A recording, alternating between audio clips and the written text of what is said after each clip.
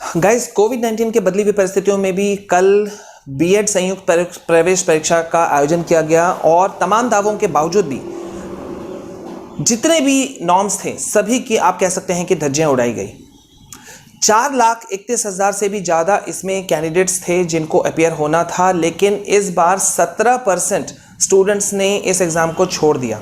यानी कि आप कह सकते हैं कि करीब करीब आप कह सकते हैं 3.5 लाख से कुछ ज़्यादा बच्चों ने इस एग्ज़ाम को दिया। सेंटर्स की बात करें तो तमाम सेंटर्स में कई सारे गड़बड़ियों को देखा गया। कई कॉलेज में तो थर्मल स्क्रीनिंग की व्यवस्था भी नहीं की गई हुई थी, जबकि टोटल नंबर ऑफ जो सेंटर्स थे ये 73 जिलों में 1089 टोटल सेंटर्स बनाए गए थे। पर उसके बावजूद भी बहुत सारी चीज़ों में बहुत सारी दिक्कतें आई और इसी चीज़ की हम बात कर रहे थे कि क्या कोविड-19 के इस महामारी के दौरान क्या कोई भी एग्ज़ाम्स कंडक्ट सक्सेसफुली करवा पाना संभव है या नहीं है। ठीक है, आगे बढ़े इससे पहले दोस्तों बहुत स्वागत है बच्चों आपका आपके अपने चैनल में और मैं हूं आपका विशाल सर। गाइस, अगर आप पहली बार आए हो हमारे चैनल में तो प्लीज़ हमसे जुड़ने के लिए पहले आप हमें सब्सक्राइब कर लीजिए, साथ ही साथ बेल आइकन को प्रेस करके और नोटिफिकेशन को ऑन कीजिए ताकि कोई important videos, live sessions, live updates आपसे छूटे नहीं। गाइस, लगातार बातें चल रही हैं कि NEET, JEE, compartment exams CBSE के, आईसीएसई के कंडक्ट हो पाएंगे नहीं हो पाएंगे। और आज का दिन बहुत महत्वपूर्ण भी है बिकॉज आज 10 अगस्त है और 10 अगस्त में आज सुप्रीम कोर्ट में सुनवाई होनी है। यूजीसी के कई एक दो और केसेस भी हैं जो इंपॉर्टेंट केसेस हैं और सबके डेट्स आज हैं। अब देखना यह है कि सुप्रीम कोर्ट उसमें अपना क्या पक्ष रखता है क्या नहीं रखता है। लेकिन फिलहाल मैं अगर आपको बताऊं तो जिस तरह से सीबीएसई कह रहा था कि एग्ज़ाम कंडक्ट कराया जा सकता है क्लास 10, 12 का कंपार्टमेंट एग्ज़ाम्स, अब आप बताइए कि कल का केस अगर हम देखें कोविड का तो अबव 64,000 केसेस गए हैं ऑल ओवर इंडिया में। ठीक है, प्लस मरने वालों की संख्या भी अच्छी खासी है। अब यहाँ पे बहुत बड़ा एक पॉइंट आता है कि क्या ऐसे परिस्थिति में, ठीक है, जहाँ पे सेंटर्स में कितनी भी तैयारी कर ली जाए पूरी तरह से धज्जियाँ उड़ रही हैं। स्टूडेंट्स शिकायत कर रहे हैं कि उनको ट्रांसपोर्टेशन फैसिलिटी प्रॉपर वे में नहीं अवेलेबल था। जिनका सेंटर 150-100 से किलोमीटर दूर था उनको पहुंचने में और दिक्कतों का सामना करना पड़ा। ठीक है, और कुछ 2-4 बच्चे ऐसे भी पकड़ाए जिनका टेम्परेचर जो था वो अधिक था तो उनको अलग बैठाया गया। ठीक है, लेकिन अब मामला ये है इस पूरे बढ़ते क्रम में कि क्या JEE, NEET, compartment exams, CLAT exams को कंडक्ट करवा पाना संभव है इस पेंडेमिक के दौरान। ये बहुत बड़ा सवाल है। हम लगातार ये सवाल उठा रहे हैं सभी के सामने में कि अगर हम इस बदली हुई परिस्थितियों का बात करें तो हमें नहीं लगता कि किसी भी हालत में एग्जाम्स को कंडक्ट कराया जा सकता है, खास तौर पे अभी। ठीक है, अब आप देखिए कल बीएड एग्जाम में क्या हुआ।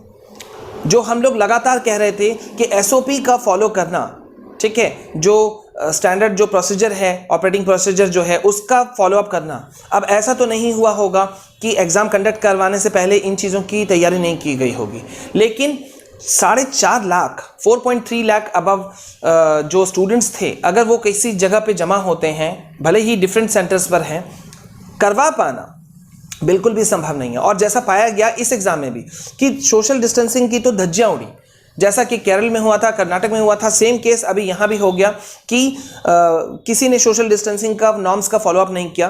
ठीक है, अगर आप पिक्चर्स को गौर करें, अगर आप देखें तो बुरी तरह से धज्जियाँ उड़ी हैं। कितने स्टूडेंट्स तो ऐसे थे जो बिना मास्क लगाए हुए आए हुए थे। कितने स्टूडेंट्स ने ये कंप्लेन किया कि सर सेंटर में हम जो पहुँचे हैं वो जो ट्रांसपोर्टेशन फैसिलिटीज़ है वो अवेलेबल ठीक से नहीं हो पा रहा था तो अपने गाड़ियों को करके आना पड़ा, उसमें भी धज्जियाँ उड़ी। क्योंकि एक गाड़ी में अगर 4 व्हीलर में आता है कोई बुक करके तो उसमें ऑब्वियसली उसको खर्चा कम पड़े तो वो 4-5 को साथ में लेकर आना चाहता है, तो उसमें भी कहीं ना कहीं धज्जियाँ उड़ी। तो यहाँ पे ये जो मामला है कि बार बार ये सवाल उठता आ रहा है, बहस का मुद्दा छिड़ गया है। ठीक है, आज देखना होगा कि सुप्रीम कोर्ट अपना क्या बात रखता है कि क्या कंडक्ट इन बदले हुए परिस्थितियों में एग्जाम्स को करवा पाना संभव है। क्योंकि जैसा हमने कल देखा और अभी आउटकम निकल के आना बाकी है। अब आप सोचिए कि अराउंड 17% जो स्टूडेंट्स हैं वो स्टूडेंट्स अपियर नहीं हुए। 4,31,000 से ऊपर 904 जो स्टूडेंट्स थे, 4,31,904 जो कैंडिडेट्स थे जो इस एग्जाम में अपियर होने वाले थे, उसमें से 3,57,064 स्टूडेंट्स ने एग्ज़ाम में अपेयर हुए, मतलब 17%, जो कि पिछली बार की अगर तुलना में बात की जाए तो पिछले बार ये जो एब्सेंट का जो परसेंटेज था वो 7% था, जबकि इस बार 10% बढ़ गया, जो कि ऑब्वियस था बात था। अब यहाँ पे बात आता है कि स्टूडेंट्स अपना भविष्य ना खराब हो, एक साल ना खराब हो, इसलिए अपने खतरे पर, अपने रिस्क पर वो हेल्थ इश्यूज़ को दांव पे लगा करके वो एग्ज़ाम सेंटर में पहुंच गए एग्ज़ाम देने के लिए। लेकिन अब इसके बाद से सेकंड स्टेज शुरू होगा कि जो बच्चे वहां पहुंचे एग्ज़ाम सेंटर में, उसके बाद में अब अगर यहाँ पे कोई पॉजिटिव हो जाता है, कोई गार्जियन पॉजिटिव हो जाता है, who will take the responsibility. ये बहुत बड़ा बात है, ये बहुत बड़ा बात है। इसलिए हमें ऐसा लगता है कि अभी तक तो फैसला हो जाना चाहिए था कि या तो एग्ज़ाम्स को पोस्टपोन कर दिया जाए पूरी तरह से दिसंबर तक में, या तो खास तौर पे अगर हम कंपार्टमेंट एग्ज़ाम्स की बात करें तो क्योंकि नीट, जेई, क्लैट, ये सब एग्ज़ाम्स को पोस्टपोन किया जा सकता है फिर भी दिसंबर तक में भी, ठीक है। लेकिन किसी भी हालत में कंपार्टमेंट एग्ज़ाम को कंडक्ट करवा पाना सीबीएसई के लिए या आईसीएसई बोर्ड के लिए संभव नहीं है, आसान नहीं है। और अगर खास तौर पे जो एक और पॉइंट ऑफ व्यू कोई नहीं सोच रहा है कि अगर खास तौर पे कोई पॉजिटिव हो जाता है इस एग्ज़ाम देने के दौरान के बाद में, तो उस गार्जियन का कंपनसेट कौन करेगा, और उसके बाद में अगर पीआईएल दाखिल हो जाए, कोई केस हो जाए सीबीएसई के ऊपर या और हो जाए, कुछ दूसरे इश्यूज आ जाए, तो उसको हैंडल किस तरह से किया जाएगा। जबकि हमारे हिसाब से तो जब मार्किंग स्कीम रखा गया था सीबीएसई के द्वारा सुप्रीम कोर्ट में, उसी वक्त ही ऐसा कुछ सोच लेना चाहिए था कि बढ़ता हुआ जो केसेस हैं, बदली हुई परिस्थितियां हैं, पैंडेमिक बहुत अपने हाईएस्ट लेवल पे था और वैक्सीन आने की कोई दूर दूर तक संभावना नहीं थी। WHO ने भी कहा है कि जो वैक्सीन आएगा, अगर आएगा तो वो जनवरी के उस पार ही आएगा, इधर आने के चांसेस बहुत कम है।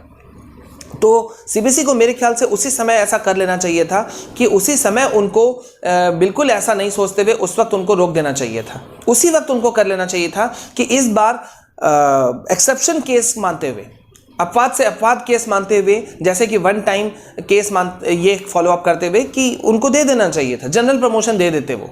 बेस्ट ऑफ 3 अगर फॉलो अप किया जा सकता है। अब कई बच्चे सवाल पूछ रहे हैं कि सर जिन बच्चों ने एग्जाम तक नहीं दिया वो बच्चे पास हैं। ये एक बहुत बड़ी बात है। जिन बच्चों ने एग्जाम तक नहीं दिया, अब सीबीएसई को ये जवाब देना चाहिए। अब सीबीएसई बोलेगी वो तो एक मार्किंग स्कीम के तहत हुआ था, तो बच्चे के मन में तो सवाल है ना कि हमने अगर एग्जाम दिया और किसी वजह से हमारा ये हो गया। और यहाँ पे फिर एक सवाल बच्चे बहुत सारा पूछ रहे हैं कि सर ग्रेस मार्क्स कहाँ हैं। ग्रेस मार्क्स, क्योंकि बहुत सारे बच्चे ऐसे हैं जो 1-2 नंबर से फेल हैं, तो ऐसे बच्चों को तो और प्रमोट किया जा सकता था। अगर प्रमोट किया जाता तो पूरा ओवरऑल जो फेल जो है कंपार्टमेंट जितने बच्चे आए हैं वो शायद आधे से भी बहुत कम होते।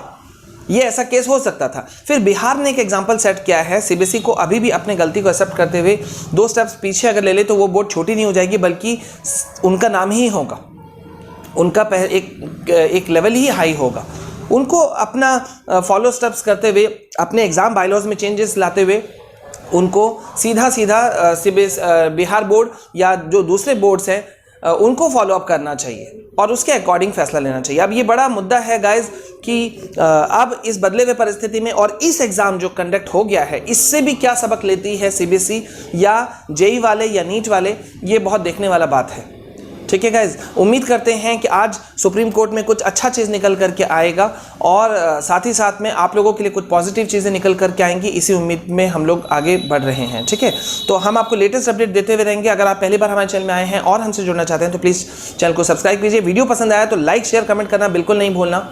This is a humble request and as well as please यार, वीडियोस को आप लोग शेयर नहीं कर रहे हो। शेयर करोगे तभी बातें पहुंचेंगी ऊपर तक, वरना हमने जितने पॉइंट्स दिए थे वो पॉइंट्स ऐसे सटीक पॉइंट्स थे कि आराम से फॉलोअप हो जाता। लेकिन मुझे लगता है कि ट्वीट्स की भीड़ में हमारा एक जो ट्वीट है वो कम संख्या रिट्वीट होने की वजह से वो दब गया। अदरवाइज आप लोग खुद जानते हो कि वो सबसे बेस्ट ऑप्शन था जो हमने दिया था। अभी तक ऐसा बेस्ट ऑप्शन शायद किसी ने नहीं दिया है।